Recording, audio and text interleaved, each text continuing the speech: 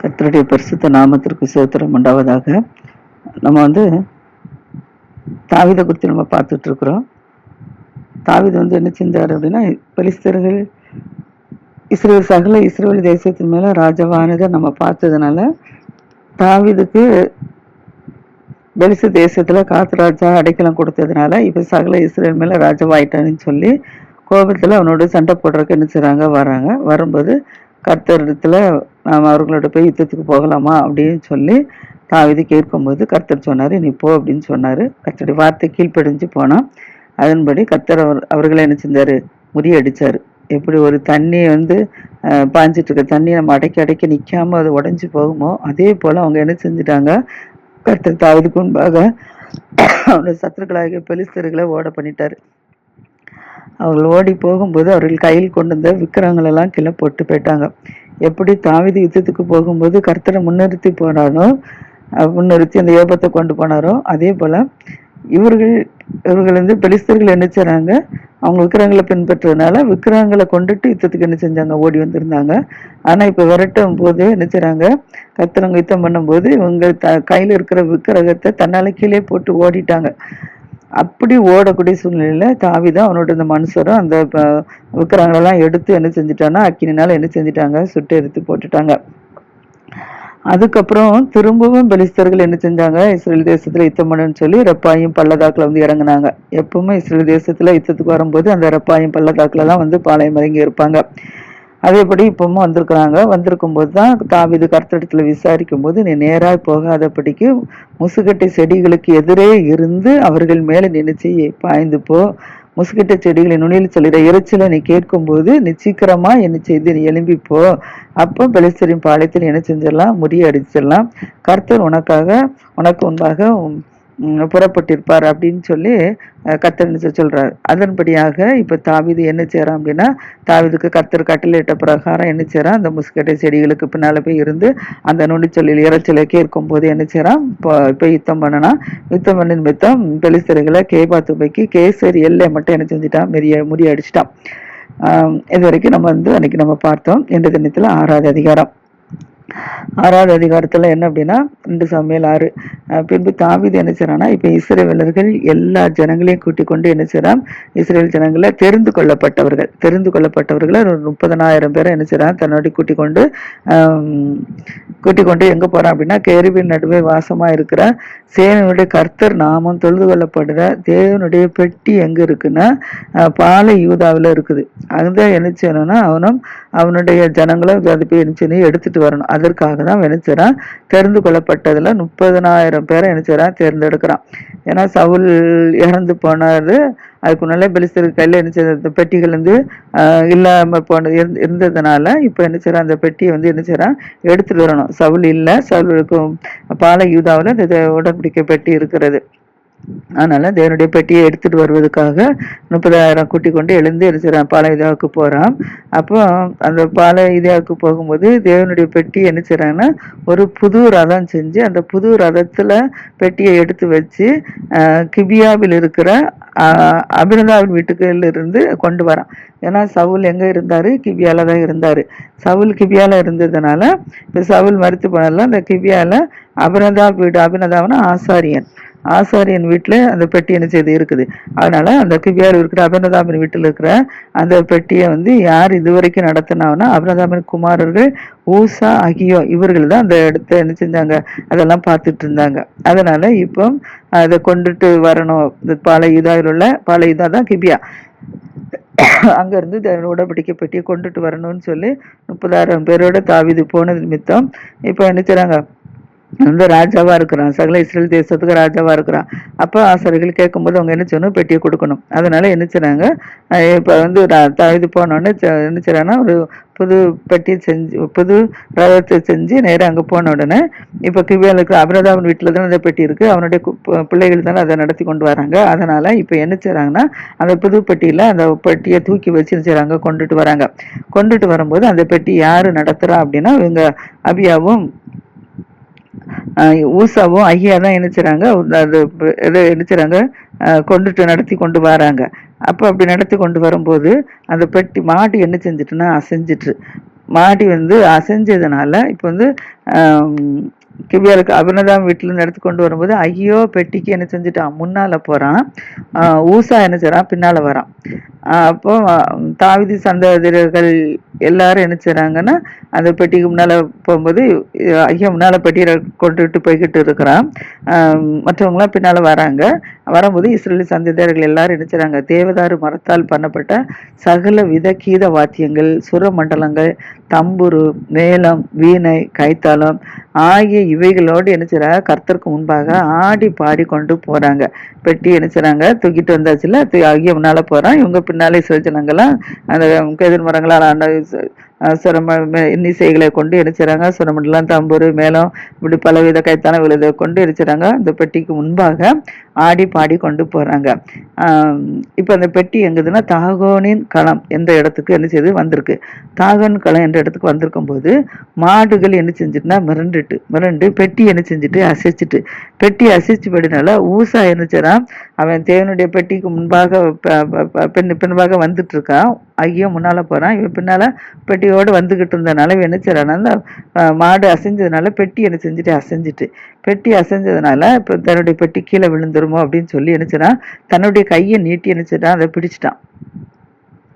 தன்னுடைய கை நீட்டி பிடிச்சதுனால கர்த்தருக்கு என்ன செஞ்சுட்டு அவன் மேல கோபம் வந்துடுச்சு. ஏன்னா கர்த்தர் தான் வழி எடுத்து கொண்டு போறாரு. அப்போ பெட்டி வந்து யாரும் பரிசுத்தமானது யாரும் தொடக்கூடாது. அவங்க போயிட்டு இருக்கும்போது இவன் வந்து தொட்டதுனால பிடிச்சதுனால கர்த்தருக்கு கோபம் வந்துருச்சு. அதனால அவனுடைய துணிவின் அவன் வந்து துணிஞ்சு போய் என்ன செஞ்சுட்டான், இது ஆசாரிகள் செய்யணும். ஆனா இந்த துணிஞ்சு போய் என்ன செஞ்சுட்டான், அந்த பெட்டியை தொட்டதுனால கர்த்தர் அவனை அடிச்சிட்டாரு.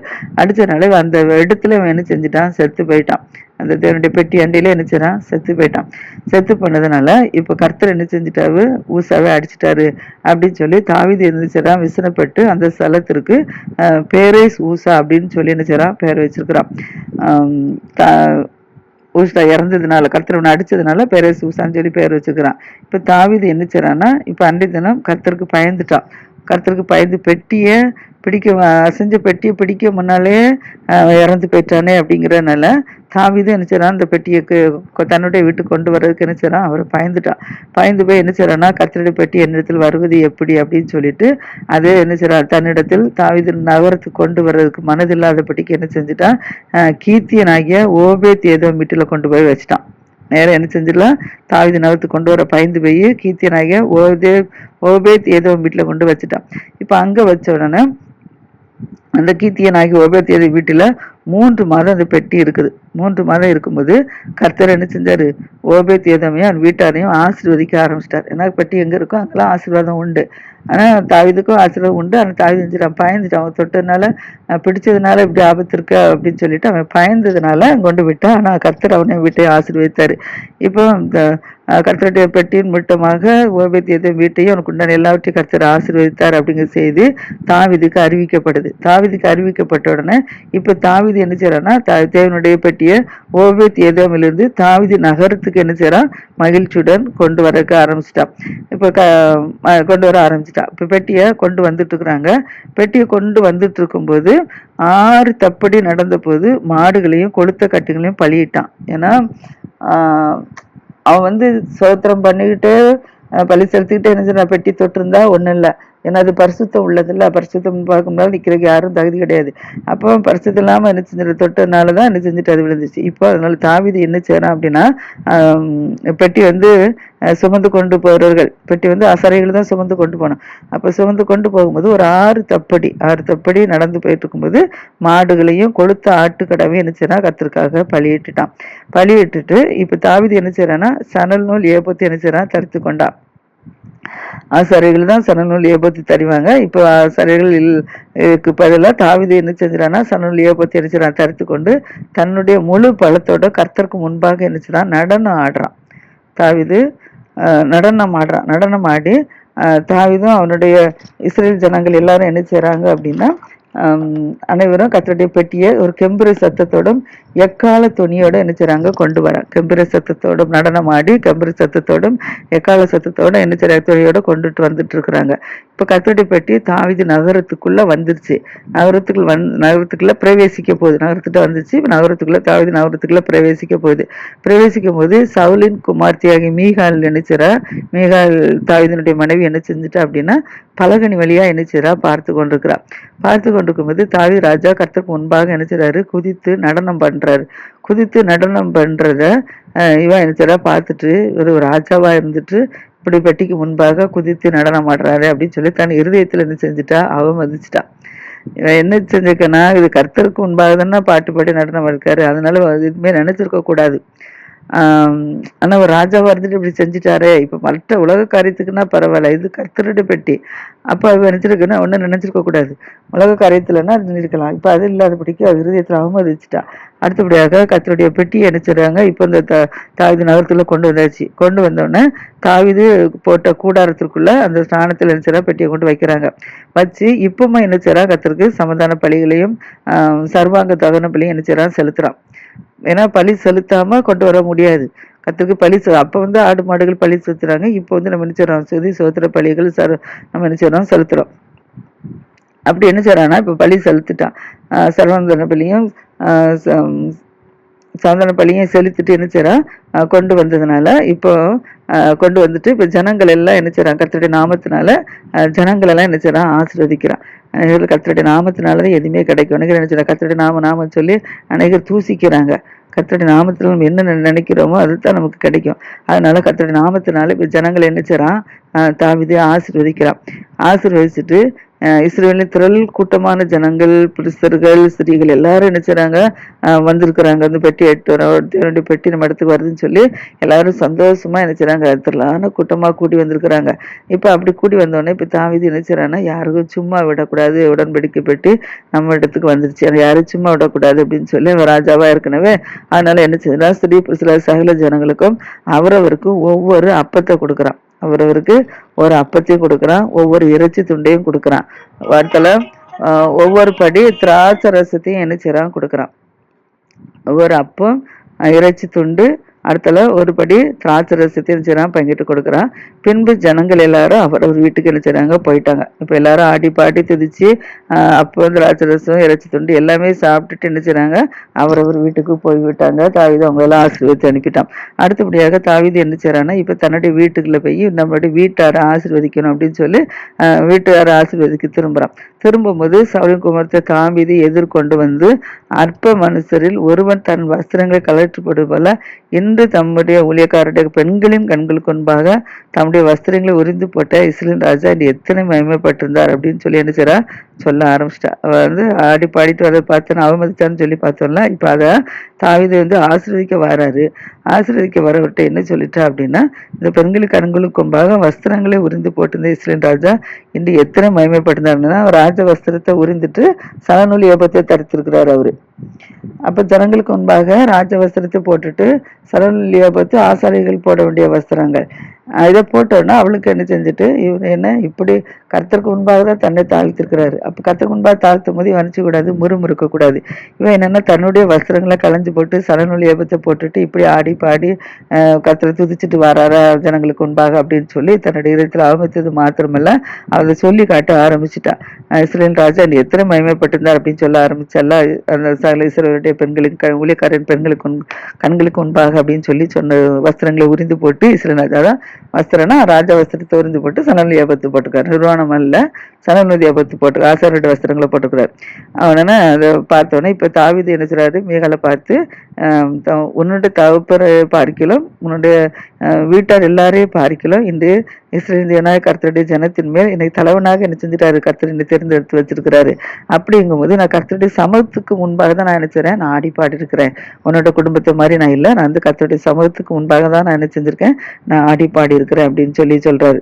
சொல்லிட்டு இதை பார்க்கல இன்னும் நான் நேசனும் என் பார்வைக்கு நான் நினைச்சதேன் அர்ப்பணமானேன். நான் அப்படியே நீ சொன்ன பெண்களுக்கு கூட நான் நினைச்சுவேன், நான் மகிமையா விளங்குவேங்கிறார். ஏன்னா மகிமையா விளங்குவேன்னா தப்பா சொல்லலை. இவர் என்ன சொல்றாரு, மகிமை கர்த்தருடைய மகிமை இறங்கும் போது என்ன செய்றாரு, விளங்குவேன் அப்படின்னு சொல்றாரு. ஏன்னா சமூகத்துக்கு கர்த்தருடைய சமூகத்துக்கு முன்பாக தானே ஒரு ஆடிப்பாடி இருக்கிறார், நிறுவனமா இல்லையே, ஆசாரிய வஸ்திரங்களை தரித்து ஆடி இருக்கிறார், அவ்வளவுதான். அதனால சவுலின் குமாரத்தி என்ன செய்றா, கர்த்தரையும் அவருடைய பெட்டியும் தாவீதை அவமதிச்சதுனால அவளுக்கு அவள் மரணமுடைய நாள் மட்டும் அவளுக்கு பிள்ளை இல்லை. இது போல நம்மளும் என்ன செய்யக்கூடாதுன்னா, கர்த்தருடைய நாமத்தை என்ன செய்யக்கூடாது, தூசிக்க கூடாது, கர்த்தருடைய ஆலயத்தை தூசிக்க கூடாது, கர்த்தருடைய வார்த்தைகளை தூசிக்க கூடாது, கர்த்தருடைய பிள்ளைகளுக்கு விரோதமா எதிர்த்து நிற்க கூடாது. இப்படி நாம இந்த கர்த்தருக்கு முன்பாக நம்ம தூசிக்கும் போது கர்த்தர் நம்மளே என்ன செய்வார், அற்பமா எண்ணுவார். அதனால கர்த்தருக்கோ கர்த்தருடைய வார்த்தைக்கோ விரோதமா எந்த வழியும் நம்ம நினைச்சக்கூடாது, எதிர்த்து நிற்க கூடாது. கர்த்தருடைய வார்த்தை கீழ்ப்படியும் போது கர்த்தர் நிச்சயமா நம்மளை என்ன செய்வார், ஆசீர்வதிப்பார்.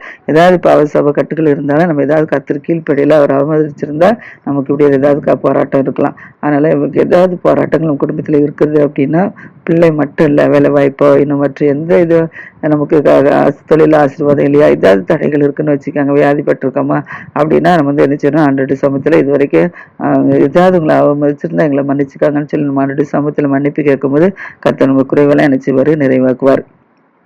அடுத்தபடியாக 2 சாமுவேல் 7வது அதிகாரத்துல இப்போ தாவீது என்ன செய்றான் அப்படின்னா, இப்போ ஜனங்களை பெட்டியை கொண்டு வந்தாச்சு, ஜனங்களை ஆசீர்வதிச்சாச்சு, தன்னுடைய வீட்டாரை ஆசீர்வதிக்கும் போது மீகாள் நினைச்சிட்டு அமுறுமுறுத்ததை நம்ம பார்க்குறோம். மற்றபடி கர்த்தர் இப்போ என்ன செய்றார், ராஜாவை சுற்றிலும் இருந்தவனுடைய எல்லா சத்துருக்களுக்கும் கர்த்தர் என்ன செஞ்சார், அவனை நீங்களாக்கி இளைப்பாற பண்ணின போது அவன் தன் வீட்டிலே வாசமா இருக்கிறான். ஏன்னா இப்போ பெலிஸ்தர்கள் தேசத்துக்குலாம் எதிர்த்து போனாங்க. இப்போ பெலிஸ்தர்கள் எல்லாம் என்ன செய்ய முறியடிக்காங்க, இப்படி சகல சத்துருக்கள் கையில அவனை நீங்களாக்கி இப்போ ராஜா பகுதியில் என்ன செஞ்சார், அவர் கொண்டு வந்தாச்சு. அதனால கொண்டு வந்தோடனே இப்போ ராஜா இப்போ என்ன செய்யறான், அவனுக்கு ஈராம் ராஜா என்ன செய்யறான், ராஜாவாயிட்டான்னு தெரிஞ்ச உடனே கேதுரு மரங்கள் மற்றும் தச்சர்கள் கழுதச்சர் எல்லாம் அனுப்பி அவன் என்ன செய்யறான், தாவீதுக்கு ஒரு வீட்டை கட்டி கொடுத்தான்னு சொல்லி நம்ம 5வது அதிகாரம் 11வது வசனத்தில் நம்ம பார்த்தோம். அதேபடியாக இப்ப தாவீது என்ன செய்யறான், கேதுரு மரங்களால் கட்டப்பட்ட வீட்டுல என்ன செய்யறான், குடியிருக்கிறான். அப்போ அந்த கேதுரு மரங்களா கட்டப்பட்ட வீட்டுல குடியிருக்கிறதுனால இப்ப தேவனுடைய பெட்டி என்ன செய்யுது, திரைகளுக்கு நடுவுல தான் என்ன செய்து இருக்கிறது. திரைகள்லாம் துணிகள் திற மாதிரி தங்க போட்டு அதுக்கு கீழே என்ன செய்யுது, திரைகள் இருக்குது. அப்போ இப்ப இந்த சமயத்துல யாரு சாமுவேல் கடத்தால இப்ப யாரு, நாத்தான் தான் என்ன செய்றாரு, தீர்க்கதரிசியா இருக்கிறாப்புல. அதனால இப்ப என்ன செய்றான் அப்படின்னா, தாவீது நாத்தான் தீர்க்கதரிசி நோக்கி சொல்றான், நான் கேதுரு மரத்தால் கட்டப்பட்ட வீட்டுல நான் நினைச்சதை கூட இருக்கிறேன். ஆனா தேவனுடைய உடன்படிக்கை பெட்டி எங்க இருக்குன்னா திரைக்குள்ள வாசமா இருக்கிறது அப்படின்னு சொல்றான். அப்படி சொன்ன உடனே நாத்தான் ராஜாவை நோக்கி சொல்றான், நீர் போய் உம்முடைய இருதயத்துல நீர் உள்ளபடியில் நீர் இருதயத்துல என்ன நினைச்சிருக்கீங்களோ அதன்படி நீர் செய்யும் அப்படின்னு சொல்றான். கர்த்தர் தான் உம்மோடு தானே இருக்கிறாரு, கர்த்தர் உம்மோடு இருக்கிறதுனால நீர் அவருக்கு நீ என்ன நினைச்சிருக்கிறோ அதன்படி செய்யும் அப்படின்னு சொல்லி நாத்தான் தீர்க்கதரிசி சொல்றாரு. சொல்லியிருக்கிறாரு. இப்போ அன்றைய தினம் ராத்திரியில கர்த்தருடைய வார்த்தை நாத்தானுக்கு உண்டாகுது. ஏன்னா இவரு என்ன சொல்லிட்டாரு, கர்த்தத்துல கேட்கல, கர்த்தர் தான் உம்மோட இருக்கிறாரு, நீ அவருக்கு அதை கெட்டுன்னு நினைச்சாரு, என்ன செய்யும் அப்படின்னு சொல்லி முடிச்சுட்டாப்புல, சொல்லியாச்சு. ஆனா இப்போ கர்த்தர் என்ன செய்றாரு, நாத்தானோட பேசுறாரு ராத்திரியில. என்ன பேசுறாரு அப்படின்னா, நீ போய் என் தாசனாய் தாவீதை நோக்கி கர்த்தர் சொல்றது என்னன்னா, நான் வாசமாயிருக்கத்தக்க ஆலயத்தை நீ எனக்கு கட்டுவாயன்னு கேளுங்கிறாரு. ஏன்னா அவன் நிறைய ரத்தம் சிந்திட்டான், நிறைய பேரை கொண்டு போட்டிருக்கிறான்ல. அதனாலதான் கர்த்தர் சொல்றாரு, கர்த்தர் பரிசுத்தம் உள்ளவர், பரிசுத்தத்தை எதிர்பார்ப்பாரு. அதனால அவர் கேட்கிறாரு, நான் வாசமா அவன் ஆசை இருக்கு, உள்ளத்துல ஆசை இருக்கு, நான் மட்டும் கேதுரு மரத்தால் கட்டப்பட்ட வீட்டுல இருக்கேன், ஆனா கர்த்தருடைய உடம்புக்கு பெட்டி இப்படி பெட்டி இதனுடைய பெட்டி திரைக்குள்ள இருக்குதுன்னு சொல்லி அவனுக்கு ஒரு ஆசை இருக்குது. ஆனா அநேக ரத்தங்கள் சிந்துறதுனால கர்த்தர் சொல்றாரு, நான் வாசமா இருக்க ஆலயத்தை நீ கட்டுவாயா, நான் இஸ்ரவேல் புத்திரரை எகிப்துல இருந்து புறப்பட பண்ணின நாள் முதல் கொண்டு இந்நாள் வரைக்கும் நான் நினைச்சேன் ஒரு ஆலயத்துல நான் வாசம் பண்ணல. ஏன்னா இவங்கள இஸ்ரேல் ஜனங்கள் எகிப்துல இருந்து வழிநடத்தி கொண்டு வர்றாரு. அப்ப அந்த நாள்ல இருந்து நான் இந்நாள் வரைக்கும் நான் என்ன செய்யல. ஏன்னா அப்ப அவங்க ஆசாரிப்பு கூடாரம் தானே கொண்டுட்டே வந்தாங்க, போட்டு ஆசாரிப்பு கூடாரம் போட்டு தானே வழிபட்டுட்டு வந்தாங்க. அதுதான் கர்த்தர் கேட்கிறாரு, எகிப்துல இருந்து இஸ்ரேல் ஜனங்கள் நான் புறப்பட நாள் முதல் கொண்டு நான் இந்நாள் வரைக்கும் நான் நினைச்சல நான் ஒரு ஆலயத்துல நான் வாசம் பண்ணல, ஒரு கூடாரத்திலும் வாசஸ்தலத்துல தான் நான் நினைச்சேன் உலாவி கொண்டிருக்கிறேன்.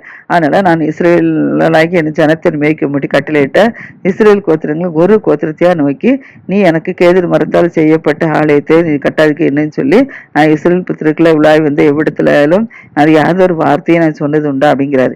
இப்போது நீ என் தாசனாகிய தாவீதை நோக்கி நீ போய் சொல்லு. சேனையின் கர்த்தர் சொல்றது என்னன்னா, நீ இஸ்ரவேலுங்கிற ஜனங்களுக்கு அதிபதியா இருக்கும்படி ஆடுகளின் பின்னே திரிந்த உன்னை செஞ்ச கர்த்தர் ஆட்டு மதிலிருந்து உன்னை பிரித்து எடுத்து நீ போன எவ்விடத்திலும் உன்னோடு இருந்து உன் சத்துருக்கள் எல்லாம் உனக்கு முன்பாக என்ன செஞ்சாரு, நிர்மூலமாக்கினாரு. நீ போன இடத்துல எல்லாம் உன்னோட இருந்து சத்துருக்கள் எல்லாம் முறியடித்து பூமியில் உள்ள பெரியவர்கள் நாமத்துக்கு ஒத்த பெரிய நாமத்தை நான் உண்டாக்குனேன்னு சொல்லி நீ சொல்லு அப்படிங்கிறாரு. அப்புறம் மறுபடியும் நான் என் ஜனமாகிய இஸ்ரவேலுக்கு ஒரு இடத்தை நான் என்ன செஞ்சேன், நான் ஏற்படுத்தினேன். அவர்கள் தங்கள் ஸ்தானத்துல குடியிருக்கவும் இனி அவர்கள் அலையாதபடிக்கு முன்போல இதுவரைக்கும் ஆசாரிப்பு கூடாரத்தை தூக்கிக்கிட்டே என்ன செஞ்சாங்க, எகிப்துல இருந்து இஸ்ரேல் தேசத்துக்கு கொண்டு வந்தாங்க. அப்போ அதன் தான் சொல்றாரு, இனி வந்து நீங்க என்ன சொன்ன அங்கங்க அலைஞ்சு தெரியாதபடிக்கு நீங்க ஒரே இடத்துல இருந்தீங்க, நீங்க குடியிருங்க வைங்க அப்படின்னு சொல்லி முன்போல என் ஜனமாய் இஸ்ரவேலின் நியாயாதிபதியில் நினைச்சிட கட்டளையிட்ட என்ன இப்ப இஸ்ரேல் ஜனங்களை அங்கிருந்து வழி நடத்தி கொண்டு வந்தாரு. கொண்டு வந்து நீங்க முன்போல அலைய வேண்டாம் அப்படின்னு சொல்லி ஒரே இடத்துல என்ன செஞ்சாரு, கர்த்தர் உடப்பட்டி வச்சு வெளிப்பட ஆரம்பிச்சாங்க. அது மாத்திரமில்ல நியாயாதிபதியிலே கர்த்தர் என்ன செஞ்சாரு, கட்டிட்ட மோசைக்கு பிறகு யோசுவாவுக்கு அப்புறம் வந்து கர்த்தரோட நடத்துறதுக்கு ஜனங்களை நடத்துறதுக்கு ஆட்கள் இல்லை. அதனால கர்த்தர் என்ன செஞ்சாரு, இவங்க மோசைக்கு பிறகு ஆரோனுக்கு யோசுவாவுக்கு பிறகு கர்த்தர் என்ன செஞ்சுட்டாரு, நியாயாதிபதிகளை உருவாக்கி எட்டு வந்ததை நம்ம பார்க்குறோம். நிறைய நியாயாதிபதிகளுக்கு செயல்பட்டதை நம்ம பார்க்குறோம், படித்தோம். அதுபடியாக இந்த நியாயாதிபதிகள் கிதியோன், ஜெப்தார் இப்படிலாம் நிறைய பேர் பார்த்தோம்ல, தெபரால், இப்படி இவங்க தான் நியாயாதிபதிகள். இவர்களை வைத்து நான் என்ன செஞ்சேன் அப்படின்னா, இனிமேல் நியாய கட்டி மக்களால் இனி உங்களை சிறுமைப்படுத்தாதபடிக்கு நான் உங்களை ஒரு இடத்துல எடுத்து உங்களை வச்சு நான் உங்களை பாதுகாத்து கொண்டு வந்தேன். இப்படி உங்களை எல்லா சத்துருக்களும் கைக்கு நீங்களாக்கி நான் உங்களை என்ன செஞ்சுட்டேன், இளைப்பாற பண்ணிட்டேன். இப்போதும் கர்த்தர் உனக்கு வீட்டை உண்டு பண்ணுவார் என்பதை நான் உனக்கு அறிவிக்கிறேன்னு சொல்லி கர்த்தர் சொன்னது வார்த்தையே நாத்தான் தீர்க்கதரிசி சொல்றாரு. அப்புறம் சொல்றது, உன் நாட்கள் நிறைவேறி நீ உன் பிதாக்களோட நித்திரை பண்ணும்போது நான் உனக்கு பின்பு உன் பிறப்பாகி உன் சந்ததியை நினைச்சு எலும்பு பண்ணி அவன் நினைச்சுவன் ராஜ்யத்தை நிலைப்படுத்துவேன். அவன் என் நாமத்திற்கண்டு ஒரு ஆணையத்தை கட்டுவான். அவன் ராஜபாரத்தை சிங்காசனத்தை நான் இன்றைக்கு நிலைக்க பண்ணுவேன். நான் அவனுக்கு பிதாவாயிருப்பேன், அவன் எனக்கு குமாரனாயிருப்பான். அவன் அக்கிரமம் செய்தால் நான் அவனை என்ன மனுஷனுடைய மிளாற்றினாலும் மனுபுத்திரடைய அடிகளால் நான் அவனை நினைச்சுவேன், நான் தண்டிப்பேன். உனக்கு முன்பாக நான் தள்ளிவிட்ட சவுலிடத்திலிருந்து என் கிருபையை நான் விளக்கினது போல அவனை விட்டு நான் என்ன செய்ய மாட்டேன், கிருபையை விளக்க மாட்டேன். அதனால உனக்கு உன் வீடும் உன் ராஜ்யமும் என்றென்றைக்கு உனக்கு முன்பாக ஸ்திரப்பட்டிருக்கும், உன் ராஜாசனம் என்றென்றைக்கு நிலை பெற்றிருக்கும் அப்படின்னு சொல்லி சொல்றாரு. நாத்தான் இந்த வார்த்தைகள் எல்லாம் தாவீதுகிட்ட போய் சொல்றாரு. அதுக்கப்புறம் என்ன நடந்தது நாளை